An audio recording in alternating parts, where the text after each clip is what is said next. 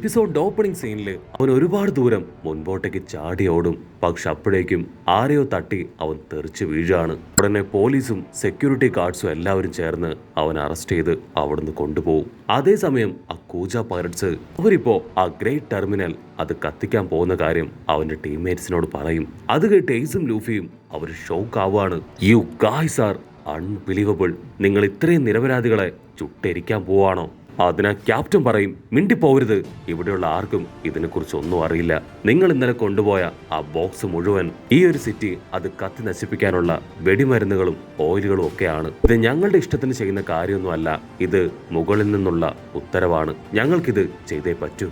എന്തായാലും നിങ്ങളടക്കം എല്ലാവരും കത്തി നശിക്കാൻ പോവാണ്. അതിനു മുൻപ് നിങ്ങൾ ഇത്രയും കാലം കൂട്ടിവെച്ച ആ ട്രഷർ എവിടെ? അത് മര്യാദയ്ക്ക് ഞങ്ങളെ ഏൽപ്പിക്കുകയാണെങ്കിൽ ഞങ്ങളുടെ കൂടെ ഞങ്ങൾ നിങ്ങളെ രക്ഷപ്പെടുത്താം എന്ന് അവർ പറയും. അതേസമയം ഇവിടെയാണെങ്കിൽ ആ പോലീസുകാര് അവരാണെങ്കിൽ ആ ഫ്രണ്ട് പയ്യനെ പിടിച്ച് ഇപ്പൊ അവന്റെ പപ്പയുടെ കയ്യിൽ ഏൽപ്പിക്കുകയാണ്. ആള് ഫുൾ കലിപ്പില് അവനെ അണ്ടർഗ്രൗണ്ടിലേക്ക് വലിച്ചെറിയും.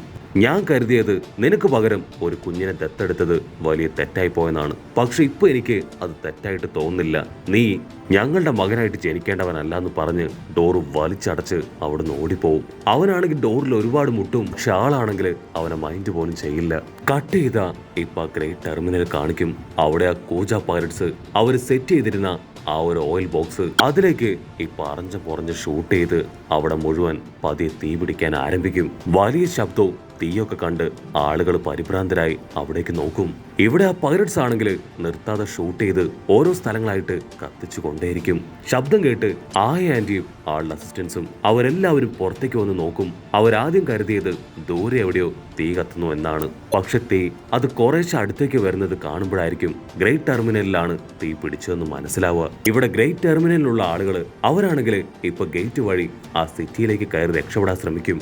ഉടനെ ആ ഗേറ്റ് കീപ്പേഴ്സ് ആണെങ്കിൽ അവരെ തല്ലി ദൂരേക്ക് അടിച്ച് തെറിപ്പിച്ച് ആ ഒരു ഗേറ്റ് അത് മുഴുവനായിട്ടും അവരുടെ മുൻപിൽ ക്ലോസ് ചെയ്യും. ഒരുപാട് നിഷ്കളങ്കരായ പാവപ്പെട്ട ജനങ്ങള് അവരാ തീയിൽപ്പെട്ട് വെന്ത് മരിക്കാൻ തുടങ്ങും. അവര് നിലവിളിച്ച് കരയുന്നത് കാണുമ്പോൾ കൂജ പൈററ്റ്സിനാണെങ്കിൽ ഭയങ്കര സന്തോഷം. ഞങ്ങൾക്ക് തന്ന ടാസ്ക് അത് ഞങ്ങൾ നന്നായിട്ട് നിറവേറ്റിന്ന് പറഞ്ഞ് അവരങ്ങനെ അട്ടഹസിക്കുകയാണ്. ആക്ച്വലി ആ കൂജ ക്യാപ്റ്റന് കിങ് ഒരു സ്പെഷ്യൽ ഓഫർ കൊടുത്തിട്ടുണ്ട്. ആള് പറഞ്ഞതുപോലെ ഈ ഒരു സ്ലം ഏരിയ അത് മുഴുവനായിട്ടും കത്തി നശിപ്പിക്കുകയാണെങ്കിൽ ഒരു നോബിൾ ഫാമിലി ആയിട്ട് ഇനി കൂജ പൈററ്റ്സിന് ആ സിറ്റിയിൽ ജീവിക്കാൻ പറ്റും. അവൻ നിലവിളിച്ച് പറയും, ഇനി നമ്മള് നോബിൾസ് ആണ്, നമ്മൾ ആ കിങ്ങിന്റെ അണ്ടറിൽ ഹാപ്പി ആയിട്ട് ജീവിക്കാൻ പോവാണെന്നൊക്കെ പറഞ്ഞ് അവന്റെ പൈററ്റ്സിനെ നോക്കി അങ്ങനെ അട്ടഹസിച്ചിരിക്കുകയാണ്.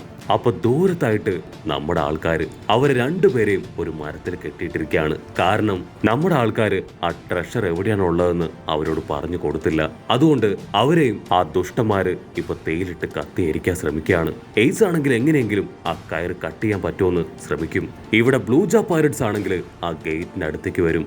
ആ മെയിൻ ക്യാപ്റ്റൻ ആളിപ്പോ ഗേറ്റിൽ നോക്ക് ചെയ്ത് പറയും, ഇത് ഞാനാണ് ബ്ലൂജ. നിങ്ങൾ പറഞ്ഞതുപോലെ തന്നെ കറക്റ്റ് ആയിട്ട് എല്ലാം ചെയ്തിട്ടുണ്ട്. ഇനി ഞങ്ങളെ അകത്തേക്ക് കടത്തിവിട്. പക്ഷെ ഓപ്പോസിറ്റ് സൈഡിൽ നിന്ന് ഇപ്പൊ യാതൊരു റെസ്പോൺസും ഇല്ല. അവൻ വീണ്ടും ആ ഗേറ്റിൽ മുട്ടിക്കൊണ്ടേയിരിക്കും. ആക്ച്വലി അവരിവന്റെ മുട്ടും സംസാരവും എല്ലാം കേൾക്കുന്നുണ്ട്. പക്ഷെ അവരറിഞ്ഞുകൊണ്ട് ആ ഗേറ്റ് ഓപ്പൺ ചെയ്യില്ല. ഇവിടെ ബ്ലൂജ ക്യാപ്റ്റന് കാര്യം പിടികിട്ടും. അവനാണെങ്കിൽ ഇപ്പൊ കിങ്ങിനെ ചീത്ത വിളിക്കാനായിട്ട് ആരംഭിക്കും. അതേസമയം കിങ്ങിന്റെ ആൾക്കാര് ആ സിറ്റിയിലും ടെർമിനലിലും അവിടെ എല്ലാവിടെയും ഇതെല്ലാം ചെയ്തത് ആ കൂജ പൈററ്റ്സ് ആണെന്നും അവരാണ് നാട് നശിപ്പിക്കാൻ ശ്രമിച്ചതെന്നും പറഞ്ഞു പരത്തും. അവിടുന്ന് അങ്ങനെ ബ്ലാക്ക് ഔട്ട് ചെയ്ത ഈ പേസ് അവൻ കഷ്ടപ്പെട്ട് ആ കയറ് കട്ട് ചെയ്യും. അതിനുശേഷം ലൂഫിയെ പിടിച്ചു വലിച്ച് അവിടുന്ന് ഓടുകയാണ്.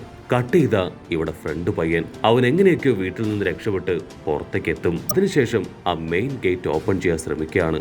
അതിനാ സെക്യൂരിറ്റീസ് അവനൊരു ചെറിയ കുട്ടിയാണെന്ന് പോലും നോക്കാതെ അവനെ പിടിച്ചു വലിച്ച് അങ്ങനെ തല്ലി താഴെ ഇടുകയാണ്. അപ്പോഴായിരിക്കും വലിയൊരു ഹൂഡിയൊക്കെ ഇട്ട് മറ്റൊരാള് അവന്റെ അടുത്തേക്ക് വരിക. ആള് ചോദിക്കും, എന്തു പറ്റി, എന്താ ഉണ്ടായേ? അത് മറ്റാരുമല്ല നമ്മുടെ ലൂഫിയുടെ പപ്പ ഡ്രാഗൺ. പക്ഷെ ഫ്രണ്ടിന് അതാരാണെന്നോ എന്താണോ അറിയില്ല. അവനാണെങ്കിൽ ഇപ്പൊ ഡ്രാഗണെ കെട്ടിപ്പിടിച്ച് എല്ലാ കാര്യങ്ങളും പറയും. ഡ്രാഗൺ പറയും, നമ്മൾ രണ്ടുപേരും ഇവിടെ ജനിച്ചവരാണ്. ആദ്യമായിട്ടാണ് ഞാൻ നിന്നെ പോലെ ചിന്തിക്കുന്ന ഒരാളെ കാണുന്നത്. എനിക്കും ഇവിടെ ജീവിക്കാൻ ഒട്ടും ഇഷ്ടമല്ല. ഇവരുടെ നേച്ചറും ആറ്റിറ്റ്യൂഡും ഒന്നും എനിക്ക് ഇഷ്ടമല്ല. പക്ഷേ ഇവിടെ നടക്കുന്ന കാര്യങ്ങൾ തടയാനോ ചേഞ്ച് ചെയ്യാനോ ഉള്ള പവർ അതെനിക്കില്ല. അവിടുന്ന് അങ്ങനെ സൂം ഔട്ട് ചെയ്ത ഇവിടെ ഏസും ലൂഫിയും അവർ രണ്ടുപേരും രണ്ട് കമ്പൊക്കെ കയ്യിലേന്തി ആ തീക്കിടയിലൂടെ ജീവന് വേണ്ടി പുറത്തേക്ക് ഓടും. ഇവിടെ ബ്ലൂ ജാ പൈററ്റ്സ് ആണെങ്കിൽ വേറെ വഴിയൊന്നുമില്ലാതെ അവരുടെ കപ്പലിന്റെ അടുത്തേക്ക് ഓടി വരികയാണ്. എങ്ങനെയെങ്കിലും കപ്പലിൽ കയറി മറ്റെവിടേക്കെങ്കിലും രക്ഷപ്പെട്ടു പോവാൻ. അപ്പോഴായിരിക്കും മറ്റൊരു വമ്പൻ ട്വിസ്റ്റ്. അവരുടെ കപ്പല് അതങ്ങനെ കത്തി എരിയാണ്. അവർക്ക് മനസ്സിലാവും അവര് കൊളുത്തിയ തീയിലല്ല കപ്പല് അതിപ്പോ കത്തുന്നതെന്ന്. കാരണം തീ അവിടേക്കൊന്നും സ്പ്രെഡായി എത്തിയിട്ടില്ല. അവന് പിടികിട്ടും ഇതെല്ലാം ആ കിങ്ങിന്റെ പണിയാണെന്ന്. അപ്പൊ അവിടുന്ന് അങ്ങനെ സൂം ഔട്ട് ചെയ്ത് ആ കിങ്ങിനെ കാണിക്കും. ആളാണെങ്കിൽ ഒരു തീയൊക്കെ കുടിച്ച് ആ ഒരു ചേരി അത് കത്തി എരിയുന്നത് നോക്കുകയാണ്. മറ്റൊരു ഭാഗത്ത് ഒരു കുഞ്ഞിപ്പെണ്ണ് അവളിപ്പോ അവളുടെ പപ്പയോട് ചോദിക്കും, ആ കത്തി എരിയുന്ന ചേരി പ്രദേശത്ത് അവിടെയുള്ളവരും നമ്മളെപ്പോലെ മനുഷ്യരല്ലേ? അതിന് പപ്പ പറയും, പറഞ്ഞിട്ട് കാര്യമില്ല, അവർ നമ്മളെപ്പോലെ നോബിൾ ഫാമിലിയിൽ ജനിച്ചവരല്ലല്ലോ, അതുകൊണ്ടാണ് അവർക്ക് ഈ വിധി വന്നത്. കുഞ്ഞിപ്പെണ്ണിനാണെങ്കിൽ പപ്പ പറയുന്നത് എന്താണെന്ന് മനസ്സിലാവില്ല. ഓ, അതായത് അവർ നമ്മളെപ്പോലെ നോബിൾ ഫാമിലി അത് ചൂസ് ചെയ്യാത്തോണ്ടാണല്ലേ അവർക്കിങ്ങനെ സംഭവിച്ചത്.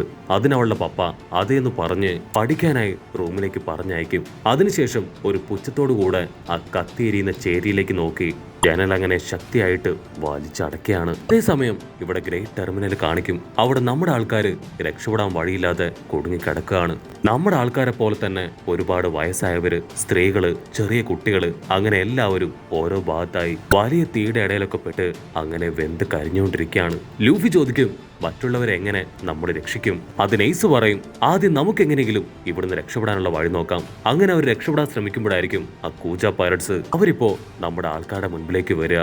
ലൂഫി ദേഷ്യപ്പെട്ട് അവന്റെ മുഖത്തേക്ക് നോക്കും. നീ ഒറ്റൊരുത്തൻ കാരണമാണ് ഇതൊക്കെ സംഭവിച്ചത്. പക്ഷെ അവരാണെങ്കിൽ പ്രത്യേകിച്ച് ഭാവവ്യത്യാസം ഒന്നുമില്ലാതെ വളരെ കാര്യമായിട്ട് നമ്മുടെ ആൾക്കാരെ തന്നെ അങ്ങനെ നോക്കും. ആ പൈററ്റ് ക്യാപ്റ്റൻ അവൻ വീണ്ടും ഇപ്പൊ നമ്മുടെ ആൾക്കാരോട് ചോദിക്കും, ഞങ്ങളുടെ ഏക പ്രതീക്ഷ ഇനി നിങ്ങളുടെ കയ്യിലുള്ള ആ ട്രഷറാണ്. മര്യാദയ്ക്ക് അത് ഞങ്ങൾക്ക് തരുന്നതാണ് നിങ്ങൾക്ക് നല്ലത്.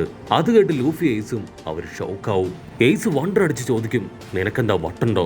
ഈ ഒരു സമയത്ത് എങ്ങനെയെങ്കിലും രക്ഷപ്പെടാൻ നോക്ക്. ഇട്ടടി നിന്റെ കപ്പല് അത് കത്തിയരിഞ്ഞു പോയില്ലേ? നീ ചെയ്ത മിസ്റ്റേക്കിനുള്ള ഫലമാണ് നീ ഇപ്പൊ അനുഭവിക്കുന്നത്. ചിലപ്പോ ഇതിനോടകം തന്നെ ഞങ്ങളും കളക്ട് ചെയ്ത് വെച്ചിരുന്ന ഞങ്ങളുടെ ട്രഷർ അത് മുഴുവൻ നശിച്ചു പോയേക്കാം.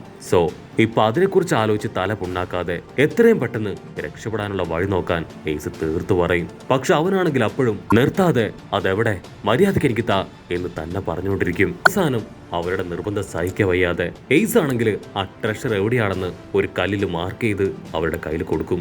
പക്ഷെ അപ്പോഴും ആ കൂജ ക്യാപ്റ്റൻ അവനാണെങ്കിൽ നമ്മുടെ ആൾക്കാരെ വെറുതെ വിടില്ല. നമ്മുടെ ആൾക്കാരെ രണ്ടുപേരെയും അങ്ങനെ തൂക്കിയെടുക്കും.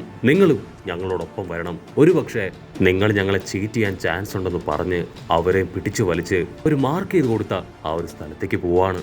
എനിക്ക് ആ ട്രഷർ കിട്ടിയതിന് ശേഷം എനിക്ക് ആ നോബിൾ ഫാമിലിയോട് അവരോട് പകരം വീട്ടണം. നിന്റെ ബ്രദർ അടക്കം എല്ലാവരെയും ഞങ്ങൾ കൊന്നു കളയുമെന്ന് പറഞ്ഞ് ഇപ്പോ അങ്ങനെ നടക്കുകയാണ്. നിങ്ങളുടെ ഫ്രണ്ട് ആക്ച്വലി നിങ്ങളെ യൂട്ടിലൈസ് ചെയ്യായിരുന്നു. നിങ്ങളുടെ ഇടയിൽ ഒരു ക്യാപ്റ്റൻ ആവാനാണ് അവൻ ഇവിടേക്ക് വന്നത്. ഉറപ്പായാലും നിങ്ങളുടെ ഇപ്പോഴത്തെ അവസ്ഥ കാണുമ്പോൾ മറ്റുള്ളവരെ പോലെ തന്നെ അവനും പരിഹസിച്ചിരിക്കും. നോബിൾ ഫാമിലിയിലെ എല്ലാവരും കണക്കാണെന്ന് പറഞ്ഞ് ഇപ്പൊ അവനെ കുറ്റപ്പെടുത്തും. പക്ഷെ നമ്മുടെ ആൾക്കാർക്കാണെങ്കിൽ അതൊന്നും ഒട്ടും വിശ്വസിക്കാനാവില്ല. കാരണം അവരുടെ ഫ്രണ്ടിനെ അവർക്ക് നന്നായിട്ട് അറിയാം. ലൂഫി ആണെങ്കിൽ അവനെ പിടിച്ചിരിക്കുന്ന ആളുടെ കൈ കടിച്ച് അങ്ങനെ രക്ഷപ്പെടാൻ ശ്രമിക്കും. അവനൊരു കത്തി വീശും. ഇത് ലൂഫിയുടെ ബോഡിയിൽ തട്ടി അവന് പരുക്കുപറ്റി വേദനിക്കാനായിട്ട് തുടങ്ങും. പക്ഷെ അപ്പോഴും ആ പൈററ്റ് വിടാതെ ലൂഫിയെ കൊല്ലാനായിട്ട് അങ്ങനെ കത്തി ആയാണ്. എയ്സ് കലി കയറി അങ്ങനെ നിലവിളിക്കും. ഉടനെ ഹോക്കി പവർ അത് പുറത്തേക്ക് വന്ന് ക്യാപ്റ്റൻ പൈററ്റിന് ഒഴികെ ബാക്കി എല്ലാവരെയും അതങ്ങനെ മയക്കി താഴെയിടാണ്.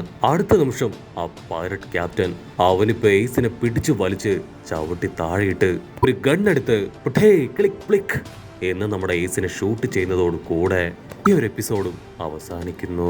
എപ്പിസോഡ് ഇഷ്ടപ്പെടുകയാണെങ്കിൽ തീർച്ചയായിട്ടും ലൈക്ക് ചെയ്യാനും കമന്റ് ചെയ്യാനും ഷെയർ ചെയ്യാനും മറക്കല്ലേ. അടുത്തൊരു അടിപൊളി എപ്പിസോഡുമായിട്ട് കാണുന്നവരെ it's me with Mallu episode.